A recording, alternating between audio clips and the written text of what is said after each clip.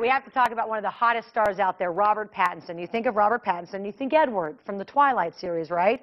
But the actor trades in his vampireness for the role of a compassionate veterinary student who ends up in a traveling circus caring for the animals.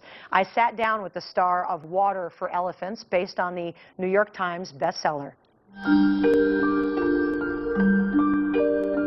I don't know if I picked that circus.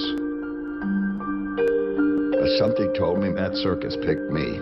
After a family tragedy, Jacob ends up with the Benzini Brothers Circus and quickly falls for the beautiful and married circus performer Marlena. Their shared love of the animals cements that bond. When Robert Pattinson signed on for Water for Elephants, he actually didn't think he'd have a whole lot to do.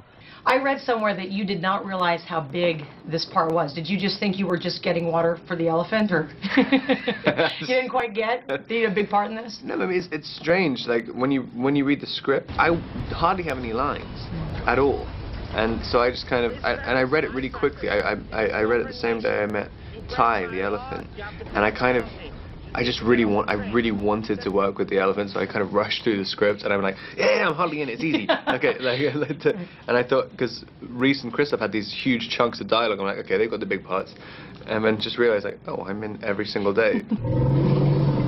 Pattinson shares a lot of on-screen time with Ty, a 9,000-pound elephant who is the biggest star of the film, and he got so close to her, he even cried when production ended. There's something about knowing that this creature kind of knows you, that you're so proud of it. Like, I mean, when I used to turn up to work in the morning, if she came, she kind of wanders over and she's sort of quite clearly recognizing you and behaves differently around you than she does around other people. When there's a scene when we were inside the train car and we both fell asleep together, and I was literally, she had a trunk around me and stuff, and we were both fast asleep, and I was like, how many times can this happen in your life? Later this year, Robert will be in the third installment of the Twilight series, and the actor admits it was nice having a little color in this movie. It's nice to see that you have some color in this. I know a lot of people are saying, he's got some color, he's got tan, he's not so pale. I mean, was it nice to walk around and actually get to be you, where you're not kind of whited out? Yeah, it's nice to be able to, like, just actually touch your face without thinking you're going to get a huge smudge mark over it. Just acting, having your face, and not having a big kabuki mask on. I mean, like, and the context, it's a totally different experience. Reese is paler than you in this, yeah, for one. What is she like to work with? She just seems like the nicest person ever. She is.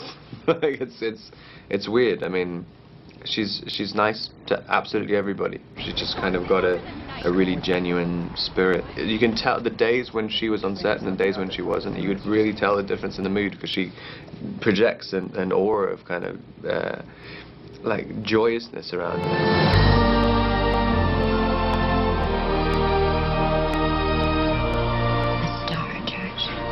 Not there. I got nothing. Water for Elephants in April. We made a little error. We thought it opened this Friday. It opens next Friday. So next week we'll talk with his co-stars Reese Witherspoon and Christoph Waltz. But we already promoted Robert. We couldn't let fans down. Yeah. I have to tell you, I mentioned this yesterday. I tweeted that I was getting ready to go talk to him, and I was retweeted by all these people I didn't even know. He has so many. I mean, I guess on Twitter, if you see someone's name, it automatically signals. Oh, really? For fans of people.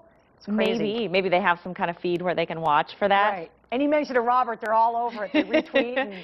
And they're all less than about 20 years old, probably. Exactly.